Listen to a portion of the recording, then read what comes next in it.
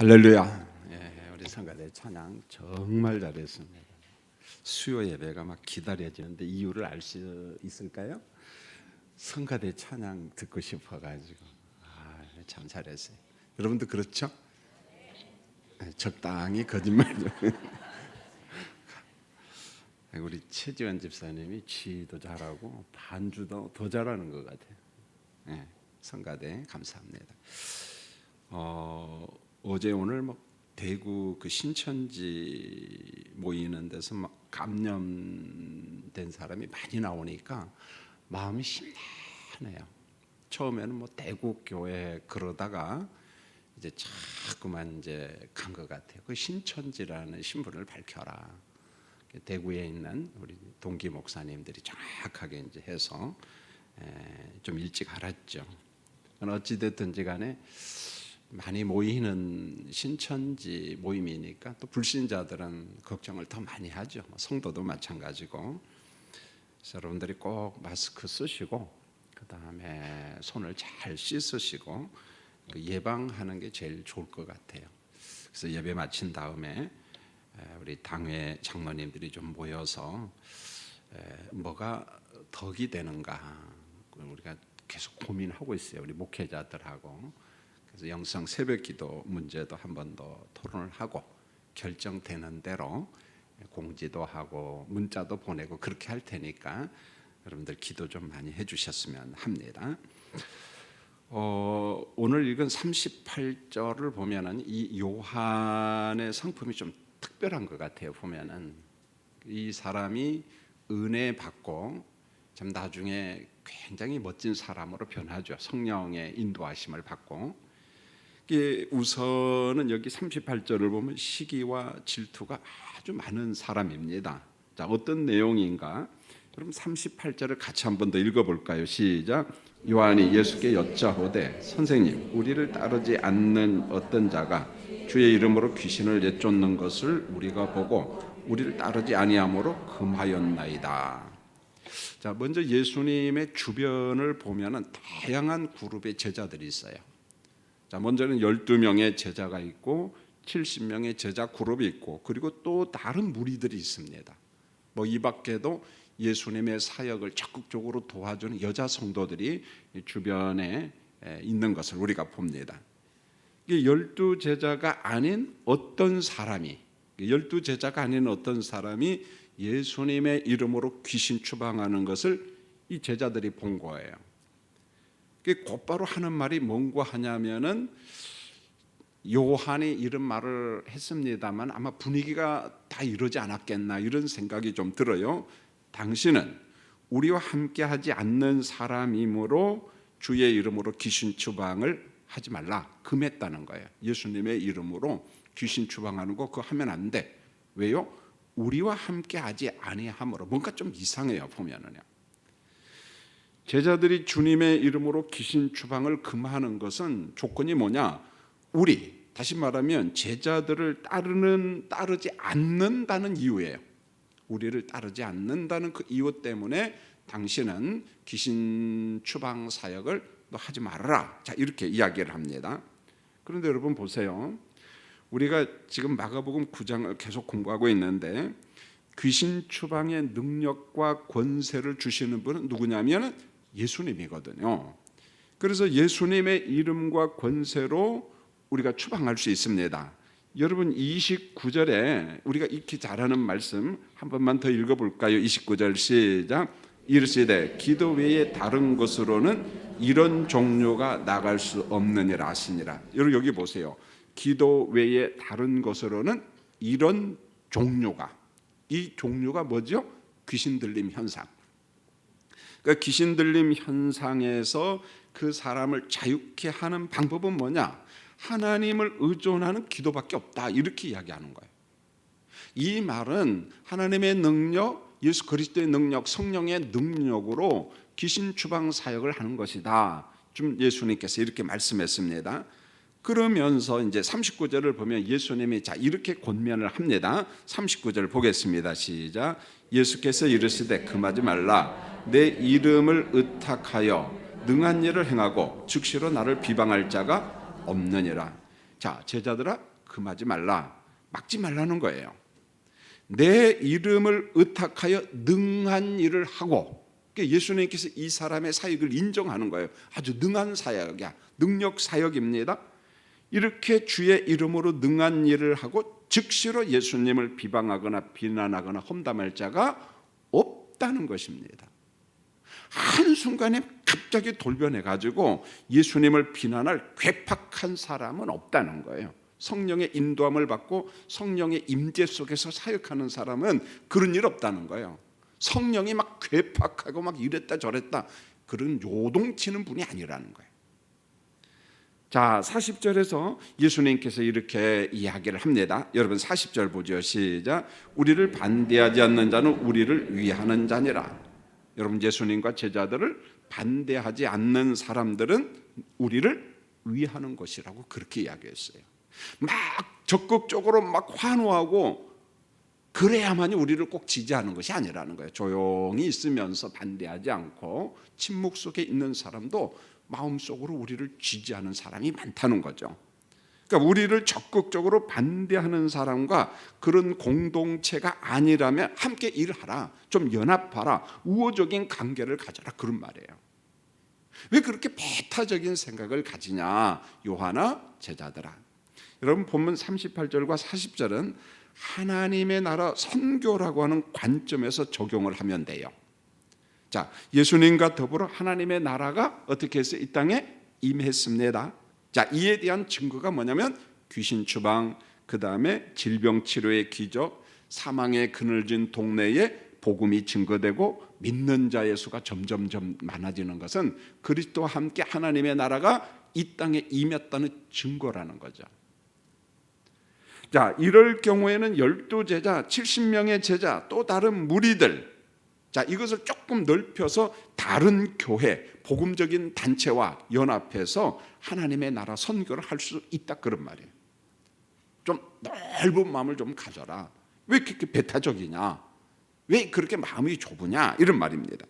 여러분 본문 38절로 40절에 등장한 제자들과 요한의 성품, 이게 뭐냐면 제자 그룹 속에 들어와서 12명의 제자 그룹 속에 들어와서 능력 사역을 보고 그 속에 있다 보니까 순간 착각하기도 하고 오해하기도 하고 어떤 그런 우월감을 가지기도 하고, 그래서 우월감과 독성과 배타적인 습관이 어느 정도 든 것 같아요, 보면은요. 여러분 그렇지 않겠습니까?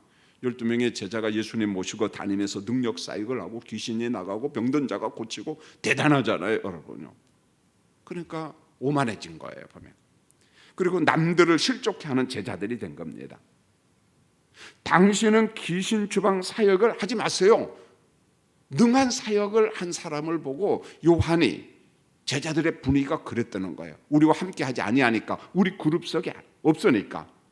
그분도 예수 믿는 사람이고 예수님의 제자인데 당신 귀신 쫓아내는 사역 하지 마세요. 이건 그 사람을 실족시키는 거예요, 사실은요. 이런 게 실족시키는 거죠, 보면은. 그래서 예수님이 요구합니다. 제자들아, 제발 그런 성품 좀 버려라, 그런 거예요. 그래서 40절에 우리를 반대하지 않는 자는 우리를 위하는 자다, 이렇게 이야기했습니다. 여러분 석환중앙교회는 기본적으로 이런 기초 위에, 원칙 위에 목회를 합니다. 여기에서 벗어나지 않습니다. 첫 번째가 창세기 1장, 2장, 3장의 하나님을 믿어요. 삼위일체 하나님. 그 하나님은 엘로힘, 창조주 하나님. 그 하나님은 여호와 하나님, 언약의 신실하신 하나님.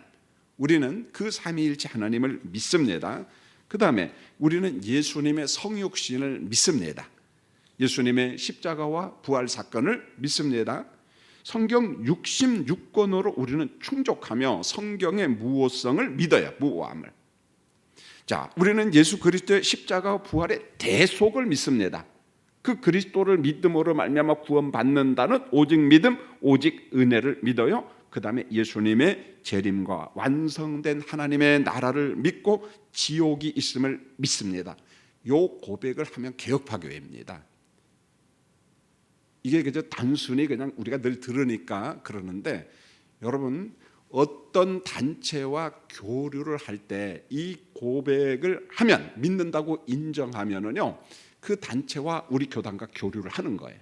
이 중에서 어떤 것도 인정하지 아니하면, 하나라도 인정하지 않으면 우리는 당신하고 교제하지 않겠습니다. 교류하지 않겠습니다.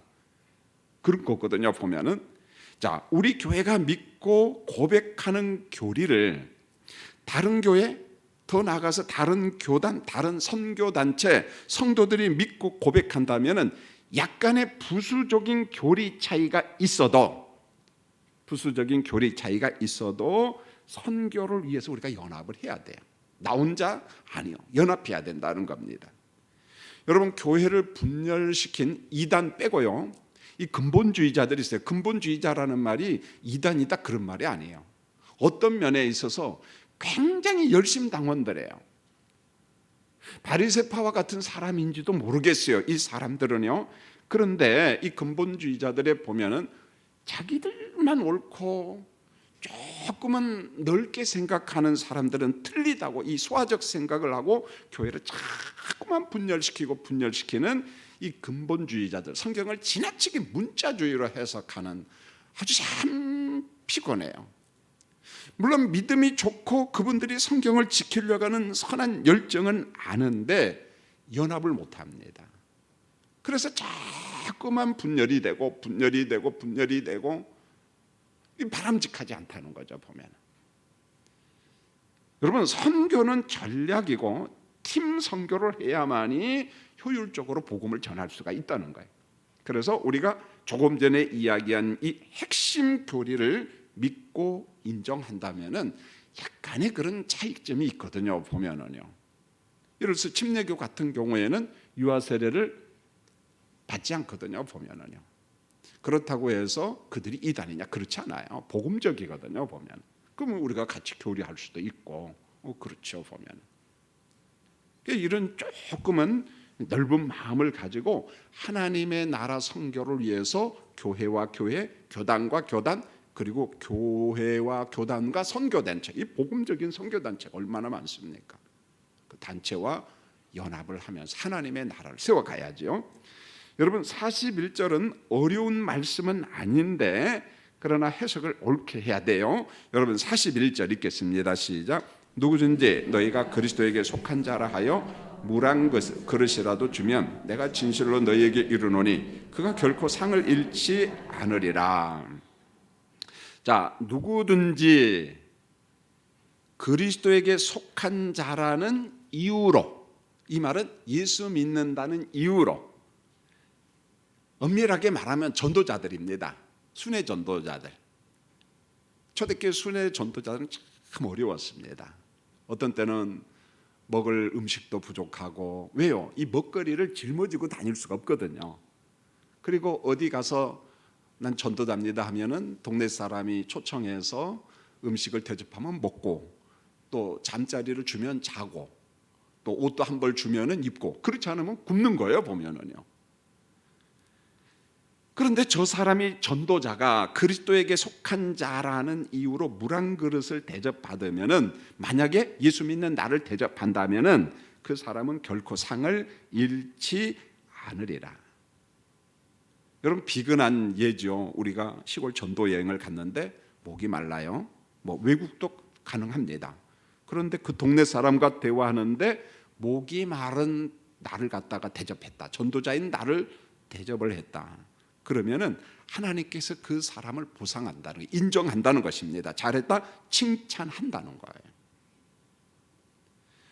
여러분, 37절을 잘 보시면은 예수님의 이름으로 어린아이 하나를 영접하면 그랬어요. 41절을 보면 그리스도의 사람이라는 이름으로 물 한 잔을 너희에게 마시게 하면 상이 있다. 똑같은 논리입니다.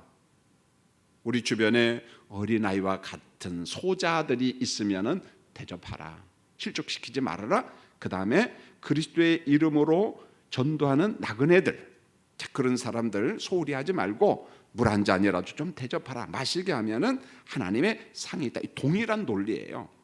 자, 이런 논리가 어디에 또 나오냐면 골로새서 3장 23절에 있는데, 여러분, 우리 주변 사람을 대할 때 이렇게 해야 된다는 거예요. 여러분 읽겠습니다. 시작. 무슨 일을 하든지 마음을 다하여 주께 하듯 하고 사람에게 하듯 하지 말라. 사실은 넓은 의미죠. 그런데 저는 이제 37절과 41절과 연관시켜서 좀 좁게 해석을 하는데 이런 겁니다. 무슨 일을 하든지 마음을 다하여 누구에게 하듯 하고 주께 하듯 하고 사람에게 하듯 하지 말라.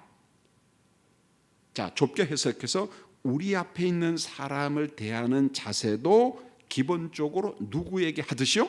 주께 하듯이 환대하고 영접하고 마음 중심으로 대하라는 거죠. 외적인 기준만 보고 우리가 평가하고 판단하고 그러는데 그러지 말라는 거예요.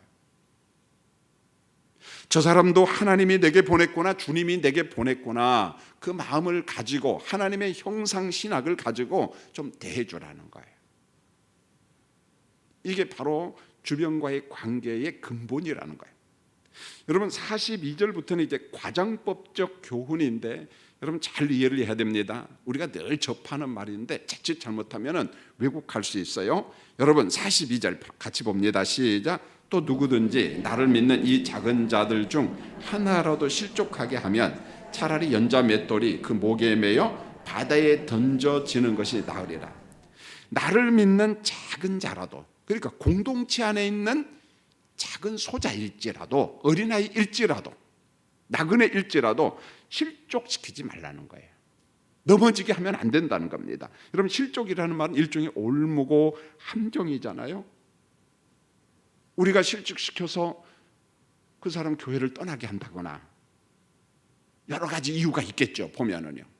오늘 요한과 같은 사람은 당신은 우리와 함께 하지 아니하니까 귀신 추방 사역하지 마세요. 이것도 그 사람 실족시키는 거거든요. 자, 이렇게 우리가 실족시켜서 유혹하고 미혹해서 죄를 짓게 한다면은 남을 실족해 한 사람은 아주 엄격하게 이야기하는데 차라리 연자 맷돌을 목에 메고 어디로 들어가래요? 그럼 어떻게 되겠어요? 예수님이 말을 너무 험하게 하죠. 여러분 연자 맷돌은 곡식을 가는 거 우리 너무 잘 알잖아요. 콩을 갈 때 원래 이 연자 맷돌은요 우리 개념의 콩 가는 그런 개념이 아니라 옛날에 방앗간 개념이에요. 고대. 그래서 큰 맷돌을 갖다가 뭐가 끌고 돌았어요? 짐승이 끌었어요, 여러분. 그러니까 예수님이 말하는 연자 맷돌 개념은 우리가 말하는 연자 맷돌 개념이 아닙니다. 큰 맷돌이에요. 그러니까 실족시킨 사람은 가서 죽으라는 거예요, 여러분. 자, 윗돌과 아랫돌이 있다는 연자 맷돌, 이것을 목에 메고 바다에 들어가면 죽는 것. 이게 과장법적 교훈이라는 거예요. 이걸 문자적으로 해석하면 돼야 안 돼요? 예수님이 그랬으니까 가자 우리 연자 맷돌 말고. 그러면 안 돼요, 여러분요. 그만큼 우리 주변에 있는 연약한 사람 소자를 실족해 하면 된다 안 된다? 안 된다는 거예요. 실족시키는 것이 죄라는 겁니다. 요한아, 왜 그 사람한테 그런 말 했어? 우리와 함께 하지 않으니까 너 귀신 추방 사역 그만해. 그런 말 하면 안 된다는 거예요. 그게 바로 그 사람을 실족시키는 거라는 거예요. 여러분 본문 43절, 45절, 47절이 동일한 말인데, 자, 우리 안에 있는 죄를 화감하게 단절하라 그런 말인데 예수님이 이렇게 말합니다. 43절 볼까요? 자, 여러분 43절 읽겠습니다. 시작. 만일 내 손이 너를 범죄하게 하거든 찍어버리라. 장애인으로 영생에 들어가는 것이 두 손을 가지고 지옥 곧 꺼지지 않는 불에 들어가는 것보다 나으리라. 만일 내 손이 너를 어떻게 해요? 범죄하게 하거든 손을 찍어버리라. 장애인으로 영생에 들어가는 것이 두 손을 가지고 꺼지지 않는 지옥불에 들어가는 것보다 나으니라. 그런데 이와 똑같은 논리가 45절에 나와요. 여러분 45절 읽습니다. 시작. 만일 내 발이 너를 범죄하게 하거든 찍어버리라. 다리 저는 자로 영생에 들어가는 것이 두 발을 가지고 지옥에 던져지는 것보다 나으니라. 47절도 똑같은 말입니다. 읽습니다. 시작. 만일 내 눈이 너를 범죄하게 하거든 빼버리라. 한 눈으로 하나님의 나라에 들어가는 것이 두 눈을 가지고 지옥에 던져지는 것보다 나으니라. 여러분 우리를 재직케 하고 유혹하게 하는 게 우리 신체 속에 많이 있다는 거예요. 그래서 어느 때는 손이 죄를 범하게 하고, 어느 때는 발이 죄를 범하게 하고, 어느 때는 눈을 통해서를 죄를 범하게 하고, 또 어느 때는 우리 감각기관인 통해가 그 음욕을 품게 하고, 두 손, 두 발, 두 눈을 가지고 죄를 범하고 지옥에 가는 형벌을 받는 것보다는 차라리 신체 기관 중에 하나라를 단호하게 어떻게 하라? 자르라. 과장법적 교훈이라는 거예요. 왜 이게 중요하냐면은, 여러분 한 손 자른다고 지옥 갈 사람이 지옥 안 갑니까? 왜 말을 안 해요, 여러분요? 눈 하나 뺀다고 해서 지옥 갈 사람이 천당으로 갑니까? 말이 됩니까? 아니요. 행위 구원이에요. 믿음으로 구원받는 거예요.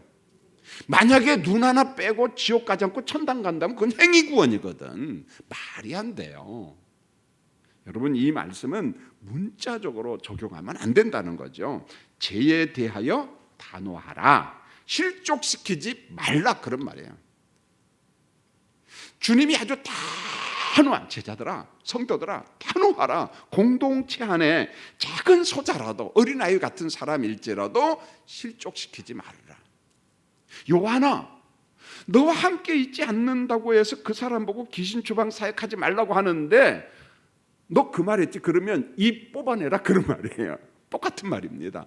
너 그런 방정 맞는 말, 이 말 왜 그렇게 하냐, 너? 왜 그 사람 실족시켰어? 이런 말이에요, 여러분요. 그러니까 여러분 42절, 43절, 45절, 47절은요 단호함, 죄에 대해서, 특별히 내가 공동체 안에서 누군가를 실족시키고 넘어지게 하는 그런 일에 있어서 조심하라는 거예요. 아주 조심하라, 조심하라, 그런 말입니다.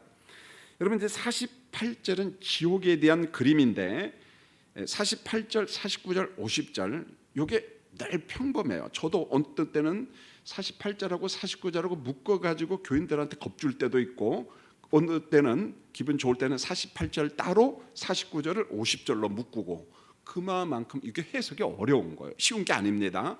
오늘 여러분 수요 예배 오신 분들 수지 맞았어요, 여러분요. 자, 48절 일단 한번 읽겠습니다. 시작. 거기에서는 구더기도 죽지 않고 불도 꺼지지 아니하느니라. 자, 여러분 앞에서 보면은 장애인으로 영생에 들어가고 뭐 그다음에 지옥 이야기 계속 그렇게 나왔잖아요. 그런데 이 48절은 지옥에 대한 그림인데 어떤 그림이냐? 무엇도 죽지 않는다고요? 구더기도 죽지 않. 한국 사람은 구더기 하면 친하거든. 왜요? 옛날 재래식 화장실 하면 그냥 빠글빠글빠글한 게 뭐밖에 없었어요. 뭐 징그러운 척하네. 징그러워도 그 속에서 살았잖아요, 우리가 보면은요. 그런데요, 이사야 66장 24절을 보면은 구더기를 벌레로 이야기를 합니다. 벌레로. 여러분 한번 읽어볼까요? 시작. 그들이 나가서 내게 패역한 자들의 시체들을 볼 것이라. 그 벌레가 죽지 아니하며 그 불이 꺼지지 아니하며 모든 혈액에게 가증함이 되리라. 여러분 이사야 66장도 새하늘과 새 땅 이야기거든요, 보면은. 그러면서 불못 이야기를 같이 합니다. 그런데 벌레가 죽지 아니하며, 오늘 여기는 구더기도 죽지 아니하며 이렇게 말했습니다. 여러분 본문 48절과 이사야 66장 24절은 똑같은 내용인데 지옥은 어떤 것이냐? 불도 꺼지지 않아요. 영원한 징벌에 대한 그림이 나오고 있습니다. 구더기도 벌레도 죽지 아니한다. 성경은 영생하는 하나님의 나라와 영벌받는 불못의 세계를 정확하게 이야기를 합니다. 그래서 우리는 하나님의 나라가 있음을 믿고 지옥도 있음을 믿고 똑같이 고백해야 된다는 거예요. 성경에 있는 대로. 이제 드디어 본문 49절 해석이 참 난해하는데, 이것을 앞으로 붙일 것인가 뒤로 붙일 것인가 전혀 해석이 다르다는 거예요. 제가 포괄적으로 해석을 할 테니까 여러분 한번 넓은 마음으로 일단 들어보시죠. 49절 읽겠습니다. 시작. 사람마다 불로써 소금 치듯 함을 받으리라. 이 49절은 1차적 전통적인 이런 해석을 해왔어요. 사람들이 49절을 지옥의 형벌, 파멸로 해석했어요. 또 이렇게 해석하는 사람도 있고, 죽지 않는 지속적인 고통을 이렇게 한 거예요. 자, 그러면 제가 48절과 49절 우리 같이 한번 묶어서 한번 읽겠습니다. 시작. 거기서는 구더기도 죽지 않고 불도 꺼지지 아니하느니라. 사람마다 불로써 소금 치듯함을 받으리라. 말이 돼요, 안 돼요? 돼요, 여러분요. 자, 이런 논리잖아요. 거기 지옥은 구더기도 죽지 않아요. 불도 꺼지지 않아요. 그 지옥에는 사람마다 불로써 무엇이든, 여러분 소금을 갖다가 불에 볶으면은 어떻게 해요? 톡톡톡톡 튑니다, 여러분요. 지옥의 그림이 그렇다는 거예요. 이렇게 1차적으로 전통적으로 이렇게 해석해 왔어요, 여러분요. 그런데 뜬금없이는 아니구나. 50절을 딱 보면은 전혀 다른 이야기가 나와. 여러분 다시 50절을 한번 읽어볼까요? 시작. 소금은 좋은 것이로되 만일 소금이 그 맛을 잃으면 무엇으로 이름을 짜게 하리요? 너희 속에 소금을 두고 서로 화목하라. 그러니까 49절하고 50절을 딱 보면은 49절의 소금이 부정적인 의미예요, 50절과 연관시키면 긍정적이에요? 긍정적이거든. 자, 이걸 어떻게 해석해야 되는가? 그래서 목회자의 도움이 필요한 거예요. 여러분 49절을 50절과 연관시켜서 해석하고, 그 다음에 성경에서 말하는 소금 진리, 소금 비유, 소금 상징과 연관시키면은 49절을 48절과 연결하면 안 돼. 49절은 50절로 연결을 해야 돼요. 자, 제가 이런 예화를 드릴게요. 이 말씀이 어떤 배경에서 나왔는가? 그래서 배경을 알아야 돼요. 여러분 예루살렘 남쪽에 가면은 시립 쓰레기장이 있어요. 그래서 예루살렘이 있고 성전이 있고 계곡이 있고 오면 이제 감람산이 있거든요. 바로 이쪽에 지금은 그 산 위쪽에는 히브리 대학교도 있고 반대쪽에는 공동묘지도 많이 있고, 이쪽에가 옛날에 뭐냐면은 시립 쓰레기 매립장이었어요. 자, 쓰레기가 오래 쌓이고 부패하면은 막 거기에서 뭐가 나옵니까? 유독 가스가 나와요. 가스가 나옵니다. 여러분 여기 우리 그 난주도 매립장 아시잖아요. 보면은요, 막 유독 가스가 나옵니다. 질병이 창궐해요. 이거 그대로 놔두면은. 요즘 같이 말하면 바이러스도 생기고 위험하다는 거죠, 보면은. 그래서 이 쓰레기 매립장에 질병과 더러움을 방지하기 위해서 이 당시 두 가지를 했어요. 하나가 뭐냐? 불로 태웠어요. 그래서 지금도 여러분 기억날 거예요. 매립지 보면은 계속 뭘 태워요? 불로 태웁니다. 연기가 계속 나도 태워요, 계속해서. 그리고 쓰레기 매립장에 이 당시 무엇을 갖다 뿌렸냐면 소금을 갖다 뿌렸어요. 자, 불로 태우기도 하고 무엇을 뿌리기도 하고 소금을 뿌리기도. 잘 들으셔야 됩니다. 소금과 불이 쓰레기장에서 발생하는 질병 방지 역할을 했다는 거예요. 불로 쓰레기장을 데리고 소금을 뿌리면은 거기에서 병균이 창궐하고 오염되는 거, 이런 거 전염되는 거, 그것을 막았다는 말입니다. 그렇다면은 본문 49절은 어디와 연결을 해야 되냐면은 43절, 47절과 연결해서 한번 해석을 합니다. 고난의 불이 우리 자신을 성경에 보니까 어떤 역할을 합니까? 불로, 예수님도 그러잖아요. 세례 요한이 나는 물로 세례를 주지만은 예수님은 무엇으로 세례를 주고? 성령의 불로 세례를 주고. 물도 씻어내는 거지만 불로는 죄를 어떻게 하는 거예요? 태우는 거거든요, 보면. 그래서 불은 뭐냐? 심판의 불도 있지만 정화, 태우는 기능이 불 안에 있다는 것입니다. 여러분 고난의 불이 힘들지만은 우리를 정결케 해요. 회개시킨다는 것입니다. 우리를 정화시키는 역할을 한다는 것입니다. 자, 이런 관점에서 우리가 범죄한 손과 발을 찍으라는 거예요. 눈을 빼라는 거예요. 그리고 난 다음에 장애인으로 영생의 나라에 가는 것이 지옥에 가는 것보다 좋다는 말이에요. 과장법적 묘사인데 이 말은 우리가 장애인이 되면은 천당 간다는 말이 아니고 죄에 대해서 무엇하라? 단호하라는 거예요. 죄는 어떻게 끊어버리라. 실족시키면 된다 안 된다? 안 된다는 거예요. 남을 실족시키지 말아라. 여러분, 성경에서 불과 소금의 기능은 죄를 태우고 정화하는 기능, 부패를 방지하는 기능이에요. 그래서 예수님 말합니다. 너희는 뭐다? 소금이다. 너희는 소금이다. 이런 말이에요. 여러분, 49절을 잘 보면 사람마다 불로써 소금 치듯 하라? 그렇다면은 이게 이 문맥 전체 속에서는 이 구절은요, 형벌과 파멸 개념이 아니에요. 48절과 연관시키면 안 된다는 거죠. 보면은 제자들아, 불과 소금으로 우리 죄를 태우고 우리의 신앙과 인격의 부패를 방지하라, 그리고 정결하라. 이런 관점에서 해석하는 학자가 더 많아요. 여러분, 50절을 보아도 49절은 형벌과 파멸이 아니에요. 48절과 별개예요, 별개. 그러면은 49절에 소금을 불로 치듯 한다는 말은 뭐냐면은 정화와 화목 개념으로 지금 말씀하고 있다는 거예요. 다시 한번 이제 49절과 50절을 엮어서 묶어서 한번 읽어보시죠. 시작. 사람마다 불로서 소금 치듯 함을 받으리라. 소금은 좋은 것이로되 만일 소금이 그 맛을 잃으면 무엇으로 이를 짜게 하리요? 너희 속에 소금을 두고 서로 화목하라 하시니라. 이렇게 말했어요. 너희 속에 소금을 두고 서로 무엇하라? 소금을 두고 화목하라는 거예요. 소금은 부패를 방지하고 소금은 음식의 맛을 내는데 음식을 보관하는 능력이 있어요. 성경에서 소금은 굉장히 긍정적입니다. 오직 했으면 하나님 나라 백성을 보고 너희는 소금이야 이렇게 말합니다. 너희는 소금이야.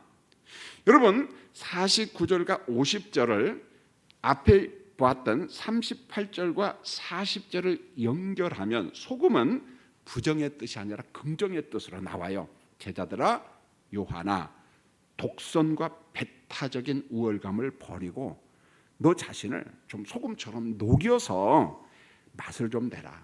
소금이 없는 공동체는 부패할 수밖에 없다, 그런 말이에요. 소금이 없는 공동체는 부패할 수 없다. 소금이 없는 너는 조금 전에 귀신 추방한 사람을 하지 마, 실족시킬 수 있다는 거예요. 네 안에 소금이 없다는 거예요. 그러니까 넌 오히려 우월감 속에, 교만함 속에 빠져가지고 그저 남을 정죄시키고 남을 판단하고 남을 실족시키고 넘어지게 하는데 너 소금이 되라, 그 말이에요. 여러분, 제자들은 천국의 시민이에요. 천국의 시민은 공동체 부패를 방지하고 맛을 내는 화목의 소금이 되어야 한다는 말입니다. 자, 그래야만 화목과 평화를 유지하고 서로를 관용하고 하나님의 나라 선교를 감당할 수 있다는 거예요. 이 말씀을 보충 설명하는 말이 골로새서 4장 6절에도 나오는데, 자, 이렇게 말합니다. 사도 바울이 읽겠습니다. 시작. 너희 말을 항상 은혜 가운데서 소금으로 맛을 냄과 같이 하라. 예, 여기 보니까 너희 말을 항상 어디 가운데서요? 은혜 가운데서 무엇으로 맛을 내래요? 소금으로 맛을 내라는 거예요. 여러분, 말이 어려울까요? 쉬울까요? 어려워요. 나온 대로 말하는 것은 덕스럽지가 않습니다. 내 생각대로 그냥 내 마음대로 말하면요, 옆 사람 다 실족시킨다는 거예요, 지금요. 그러니까 너희 말을 항상 은혜 가운데서 하되 그 말 속에 뭐가 첨가가 돼야 돼요? 소금이 들어가야 돼요. 소금. 맛을 내야 된다는 거예요. 그러니까 우리의 대화와 말 속에 은혜의 소금이 있어야 되고, 이 은혜의 말, 소금 친 말을 통해서 하나님을 보여줘야 된다는 거예요. 그런데 하나님을 보여줘야 될 우리 말 가지고 남을 실족시키고 넘어지게 하는데 안 된다는 거예요. 여러분, 말의 기술은요, 말 그대로 하나님을 보여주는 테크닉이에요. 여러분, 말의 기술이 있어야 되고 지혜가 있어야 되고 은혜가 있어야 되고, 그것을 바울 사도는 소금이라고 이야기한 거예요. 소금.